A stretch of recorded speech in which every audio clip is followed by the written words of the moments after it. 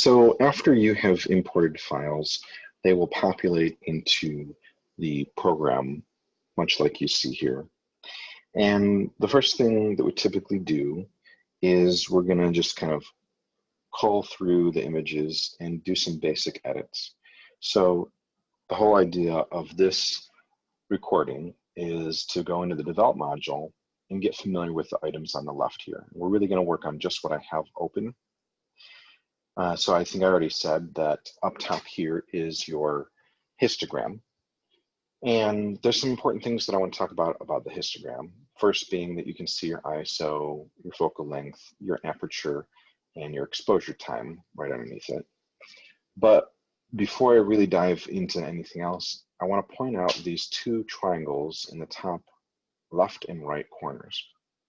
And when I roll over the triangle, you'll see something happen. And on the left side here, it's a little less obvious, but maybe if I switch to a different image here, it will be more obvious. Okay, so there's the left and the right. And what these are indicators where you have lost detail in either the shadows or the black areas of your images or the highlights or white areas of your images. So when I roll over the left one, it gives me a blue indicator for everywhere that there is a pure black pixel. In a print, this would come out often, depending on the type of printer that you're working on, as a puddle of ink where it actually has a different reflective surface because it is putting down pure black. And so it looks more, I guess, glossy or almost bronzy when you have that on there. On the other end of the spectrum, when you have highlights, and I'm gonna click on an image that is actually brighter here, when you have highlights that are overexposed, those areas that are pure white on some printers, particularly on a inkjet printer, it won't lay down any ink at all. So it'll just be paper white. So you actually get a less reflective area. So aside from that we don't have detail that we see on the screen, there are actual reasons when we're making prints that these are bad things. So it's important to find those. If you click on them, they'll just stay on. They'll both stay on at the same time. Although on this photo, I don't actually get that indicator there. But if I go back to this one, you can see both the red and the blue. So those are telling you that you need to edit down the highlights or up the shadows, or in this case, perhaps it's really decreasing the contrast in one or many ways in order to ensure that we have the detail in the highlights and the shadows. So overall though, I'm gonna start back to keeping at my top and looking at things in order. So I'll go into tools next. And so there's these 5 or 6 tools. I'm gonna turn off my indicators real quick. The first tool is our crop tool. When I click on it, it'll give us our crop boundary at the outside and this grid to help with composition on the inside. I can grab either a side or a corner. And you'll see that my cursor is going outside of, like, not sticking with the corner. And that's because I have my crop aspect ratio to stay locked and I'm staying to the original proportions. And I would actually recommend that you do that unless there's a specific reason that you want to crop to a different aspect ratio. Because what happens is you end up having one photo with the original aspect ratio, one photo that's more square perhaps, one that's more horizontal. And when you end up having those different layouts, it becomes distracting. So it's better if your aspect ratio remains fairly consistent. Now, you might go from vertical to horizontal to vertical, some combination of that, and that's perfectly fine. In fact, I encourage you all to think about that you shouldn't always hold your camera horizontally, that you should occasionally switch to a vertical or portrait orientation, we might call it. And so I always keep that locked, is I guess what I'm saying. Especially when I'm making a print portfolio, it's really important that they all stay pretty much the same dimensions. Okay, other things that we can do once we have maybe pulled a corner down is you can actually just click in here and move the photo around so you're cropping a different part of it, right? So maybe with this image, a crop like this might make more sense. So I'm not cutting off the top of this arch, I'm getting the side of the building and a decent amount of breathing space on the left. maybe I recenter it if I want the door perfectly centered, but kind of like the asymmetrical feel of it. We have the ability to rotate in two different ways. If I were to pull my cursor outside the corner enough, I can click and actually rotate the image. Or I can pull the angle slider here if I know it's a set angle, if I prefer that. If you want to reset it, you can just type in 0. But there's also this level tool, which if I click on it the right way, it'll let me simply draw a line on something that I know to be perfectly vertical. I would assume the corner of the building here would be vertical, right? And it'll take whatever the nearest is, horizontal or vertical, and lock that in. So like I drew a vertical there, but if I instead grabbed my tool a second time and I drew it along the front of the stairs here, it will rotate so that line is vertical, which doesn't make sense with this photo. If I hit Command Z, it undoes anything that, whatever the last thing that I did. If I go more than once, it should go back multiple history states. So that's our history state on the left here, and you can go back and forth through those. All right, when I'm happy with that, I can either hit close, or I could hit reset and it'll go back to whatever the original crop was, or I can hit return on the keyboard and it'll lock that in. And when I say lock in, I should be more specific. It is applying that crop, but the great thing is, unlike Photoshop, if anyone's ever used Photoshop, if I click on the crop tool again, it will let me readjust that crop in a non-destructive way. So that's why I love Lightroom, is it's non-destructive. All right, I'm gonna keep that crop. The next tool is spot removal. It's our retouching tool. I think it would be great for this image to kind of clean up the bits of junk on the ground. I'm gonna take my size and make it smaller, but I can go up and down in my size. Feather is gonna be how hard or soft it is. So I don't know if you can see this on my screen. There are 2 circles now, meaning that it is 100% applied in the inner circle, and it is 0% applied on the outer circle, and it is a transition between 100 and 0 between those 2 lines. And then opacity is how much of the current version of the image do you see through it. So if I take this down to 50% opacity, I'll see some of what I still see, and I'll see some of what I'm applying. Let me give a quick overall with it at 100%, and maybe this will make sense. I'm going to zoom into my image, which I'm going to hit Command plus. Oops, there we go. And then I can hold down, I'm holding down the space bar button to be able to navigate. I can also just drag the box in my preview on the left here. And I'm going to go ahead and I'm going to size down my my size of my retouching tool, my brush, which I'm going to use the bracket tool. So the left bracket makes things smaller, which it takes a while to do. Or I could just go back to the slider on the right there. And the right bracket would make it larger. And if I hold down Shift and do the left bracket, it makes it a harder transition. And if I do Shift and the right bracket, it makes it a smoother transition. So that is adjusting the feather. So now what I'm going to do is I'm going to click on something I want to get rid of, and you'll see it's smart. So the circle that represents where I originally clicked is the paste area, and the circle that it creates is the copy area. And normally it chooses an area within a short distance that is free of, is like a smoother background, or it doesn't have any clutter in it. So this is the copy and that's the paste. And the great thing is I can just click on it and I can move it. All right, so I'm gonna move it up here so that you can see what it's doing. This is not what I would want to do for retouching, but you can see kind of what it's applying in. So if I find a smooth area, it gets rid of what I had there. I can also grab the paste to area and move it out of the way so I can see what it did look like and put it back in. All right. Now, if I were to take my opacity down, you see some of that reappearing. So it's letting me see the original somewhat. So I don't really keep opacity all the way up. So there are many other ways of doing this, but it's maybe not as efficient for retouching as Photoshop is, but for minor things that you want to get rid of, it works very well. So the other thing that I should note the difference between is clone and heal. Heal takes the texture more from where you're copying from and applies it into what you're copying to.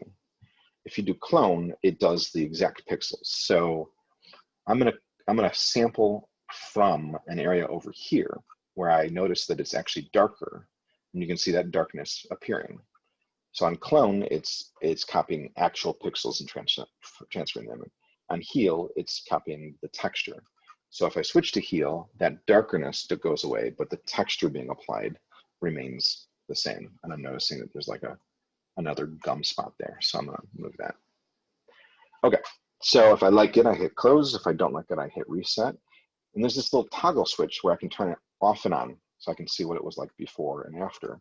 And that applies for all of the retouching that I do. So if I do 20 different things, I can turn them all off and on at the same time and see the difference. So the next tool is going to be red eye. And red eye is something that you shouldn't ever really have a problem with, because for this class, you shouldn't be photographing with a pop-up flash or an on-camera flash. But those are what cause red eye. And basically what it is the flashlight goes so fast and so bright that it shoots into the eyeball, bounces off the back of the eye where it's red, and the light comes back out and into the camera lens. So the way the tool works is by clicking on and isolating the red eye, and it takes out just red color from the eyeball. So it shouldn't affect the color of the person's eye. There is actually a pet eye option here that works for different color eyes. So you could try that, but you shouldn't really need it for this class, so I'm not going to demo it. After that, we have a gradient tool, or I might call it a linear gradient, although it's just gradient filter is the new name of it. And the way that that works is if you click and you drag, it will apply whatever you want 100% on the direction where you started, and it will apply from 100% to 0 at the end that you released, if that makes sense. So I'm going to reset a couple things here because I just want to mess with exposure. I'm going to pull my exposure down. And you'll see in the case of this image, it really balances out the area of the ground where there must be a street light closer to, or probably right behind the camera. And it relatively, I might actually adjust it some, but it relatively helps to balance out the brightness of the photo. If I click on the dot, I can move it up or down, left or right, but left and right doesn't really matter in my case because it's horizontal. But if I click on that center line, I can rotate it. All right, so now it's applying 100% left and 0% right. And the other thing I can do is I can make it softer or harder. So if I grab one of the outer bars and pull it in towards the other one, it becomes a harder transition. Okay, these might be a little distracting. You might not be able to see it, but this is way too hard of a transition. Maybe if I pull it down here, you can see it better, right? So you can make it a harder or softer, or adjust those. And when you have it in there, as you saw, you can make adjustments to these sliders. So I can make it a little brighter or less bright. I could change my color temperature, which in this case, I don't really want to do. I could adjust all of these other things. So I'm going to get into what most of these are down here in the basics tab. But you can pretty much make any adjustment from the basics tab and maybe even some more up in here. If you're happy with it, hit close. If you're not, hit reset. You can turn it on and off. Again, you can have multiples. So I'm going to go ahead and click new, and I'll do another one here, maybe another one here. And you'll see that it's going to turn all of them off and back on with that switch. If you don't like one particular one, find the dot that represents it. I don't know if you noticed that there's a gray dot back in here and back over here. And I can hit the delete button on my keyboard to get rid of them. All right, now I'm gonna hit close. A radial gradient filter is pretty much the same, except that it works by being an oval or a circle. If you hit the, let me think here. If I hit the option button, it will pull the oval out from the center point toward where I'm going. If I hit the shift button, it will make it a nice circle. And if I do both, it will center it. Oop. Well, no, I guess, okay, this is a little different than in Photoshop. Oh, it will make it a circle and pull it out. In Photoshop, it would, yeah, okay. It would do it differently, but it makes sense now, I think. So option to pull from one point to the other, shift to make it an oval, and if you do both, it makes it a circle. Sorry, that meant to be shift for a circle. It makes it a circle that pulls outward as you pull it. When you have something that you like, you can grab the center dot and move it around. You can also readjust the width versus height. And the other thing that I should say is down here we have a feather option. So you can have a harder or less hard transition. I think this is more obvious when I pull my exposure way up or way down. Maybe I'll go way up. And if I go left on the feather, it becomes really hard. If I go right on the feather, it becomes less obvious. Not that I'm making a good adjustment here, but maybe if I go the opposite direction, I'm going to make my oval much larger. Originally, it felt like my image was really dark, like the center was much darker than the outside. So if I take my exposure up on this, it'll make what's outside the circle brighter to balance better with what's inside the circle. I'm still overexposed a bit on the lights here, but that versus this, I kind of have mixed feelings about that, but I can see more detail on the trees, so that's a good thing. So maybe a combination of these sorts of things would balance out the foreground not to be so dark, the lights in the middle to not be so bright, and the surroundings around it to be not so dark. Okay, I'm gonna reset this one because I wasn't very happy with it. And now I'm gonna go to brush, adjustment brush. The adjustment brush, I'm gonna kind of reset these to 0 and play with just my exposure because that's really what I think is best for you to be getting comfortable with at this point. So I'm gonna take my exposure down and I've got a relatively small, fairly soft, very high feather on this. And what I can do with the adjustment brush is I can do localized areas. I can draw. Not that I should be like drawing weird things. This doesn't make sense for this. I'm gonna undo those. And what I really would use it for is I could darken down this area that is really bright. Now this photo is so overexposed that when I darken it down, nothing's gonna come out. So I'm actually gonna switch to a different exposure, one that is a little less bright. And I think I'll be able to pull out more. Yeah, okay, there's more detail coming out of this. I'm still not gonna get like the ability to see a light bulb in here, but it's gonna darken down the really bright areas. And you can probably see I went too far past, so it kind of has like a dark halo. The great thing with this tool is there's an erase option. So I can come back here. I'm actually gonna make a little bit lower feather, a little harder edge. And if I go in here and I erase, I can get rid of that darker spot. Whoops. On either side, and just kind of darken down that strip in the middle to hopefully get some more detail out of it. I might go back here and make a larger size with a softer brush and just kind of erase some of the areas towards the bottom here where they're getting to be a dark transition. And then I'll turn this on and off and you can see before and after. So it's getting a bit more detail in on those areas. Well, that's kind of what I'm looking for, at least when I'm using the adjustment brush. So those are the tools. I'm gonna go ahead and I'm gonna close that. And really before I go into all those tools, I should have gone through the basic tab because I might want to do some general adjustments first. So the general adjustments are going to be for white balance, where I can make my image warmer, cooler, a little bit more or less green versus magenta, which I've really messed it up now, which is probably great, because most of the time when you do a color correction, it's going to be because you notice that the color is off. You're photographing in the middle of the day and you set your color balance in your camera to be sunlight or shade, I suppose, if that's more appropriate, or cloudy. You probably don't need to do this.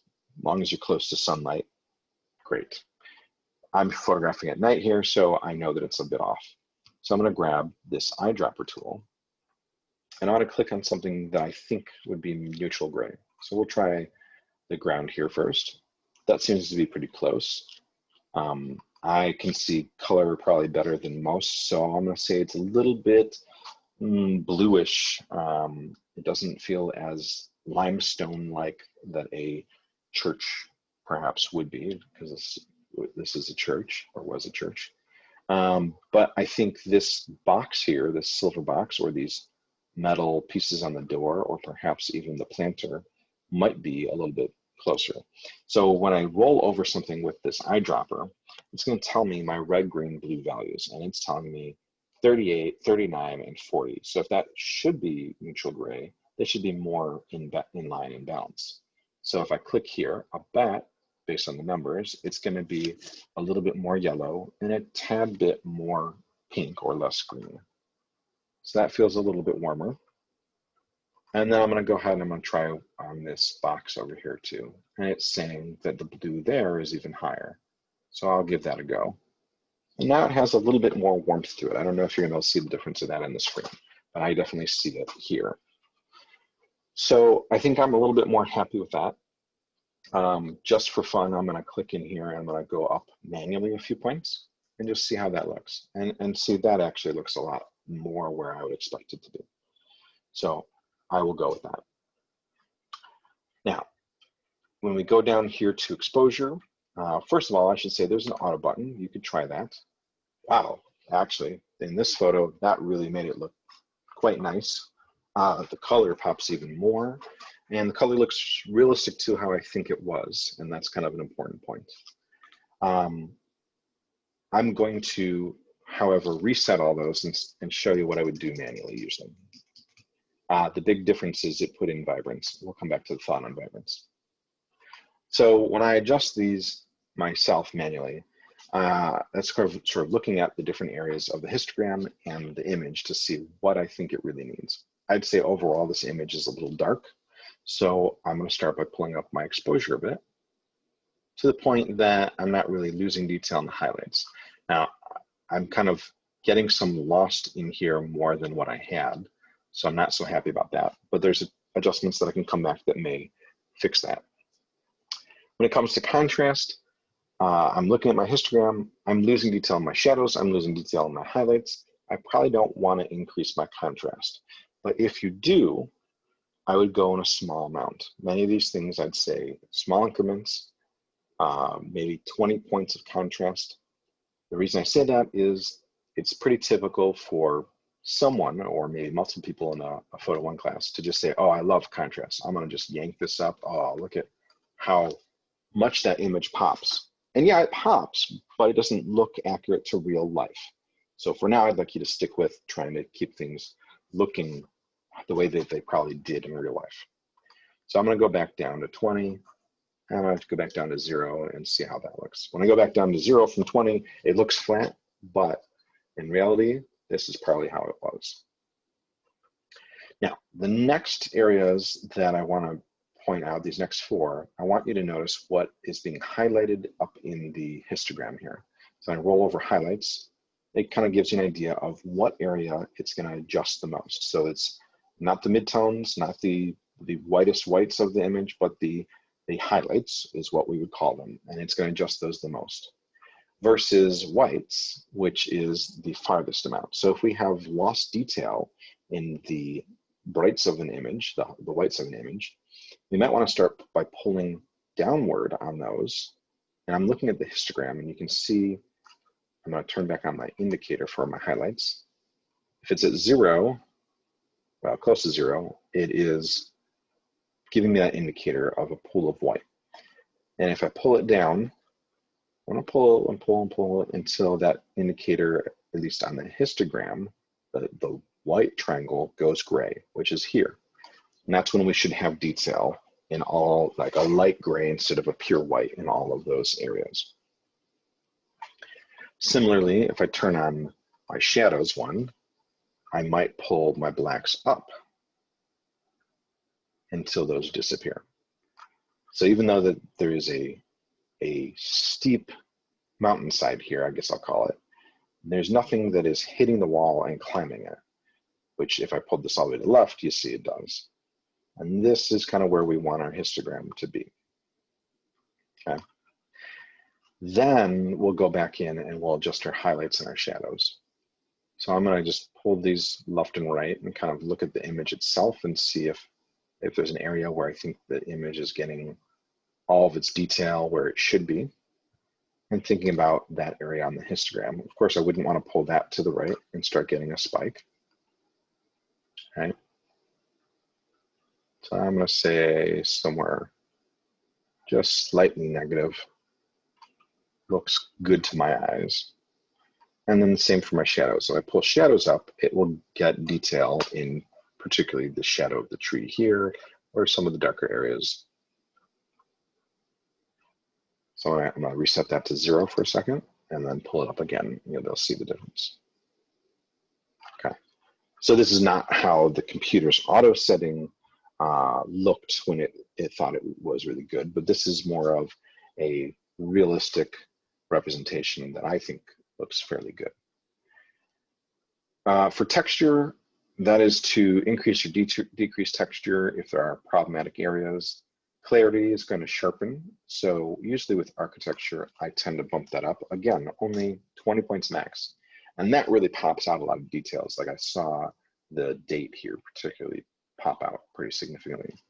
The thing I should note though here is that if you're doing portraits and you pull up the clarity, every little pore, can't get the right word, every little pore on someone's face is going to suddenly pop out, and that is not a flattering thing. And then dehaze, I'm going to play with this really quick. If I pull up dehaze, oh, it is, it's when you go negative. Dehaze when you go negative. I don't know if any of you have parents that maybe got married in the 80s or had a senior portrait done, but this was a very popular thing in the 80s that just kind of blurs everything. And it's, a pre-digital way of essentially doing retouching a film without having to manually paint in something to retouch it. But it has a very dated look, especially for a portrait. So it's just essentially blurring the photo slightly. So I would never use that, to be totally honest. Then finally, the difference between vibrance and saturation. The thing about them is they do a similar thing.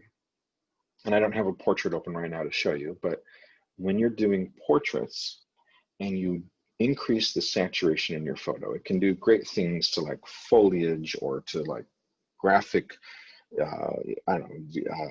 graphic elements, or perhaps clothing that has vibrant colors. It really boosts them out. But what it does is it takes skin tones. We all have some red in our skin, depending on what our skin tone is. You might notice it more or less, but we all have blood behind the skin, right? So what it's going to do is it's going to take the red tones in skin and make them oversaturated. So instead of looking natural, you start looking a little bit drunk because you kind of look flushed, right? So that is not a good thing. So saturation would do that. Vibrance has been a newer tool in the last 4 or 5 years, where when you pull it up, it will increase the saturation in things that are not skin tone. So that's a handy tool, a good difference to note. And it was interesting that the auto settings said 15. I might try that 15 and just see what it looks like. Okay. So that is the basic panel, and as well as the histogram and the tools all kind of put together. Those are the things that you should be doing to every photo, not to the amount that I put in here necessarily. Do what looks appropriate to that photo. But those sections are what you should be focusing on. The rest of these sections or tabs we will get through in the next few weeks, or we might not actually cover one or two of them by the end of the semester. They're more advanced.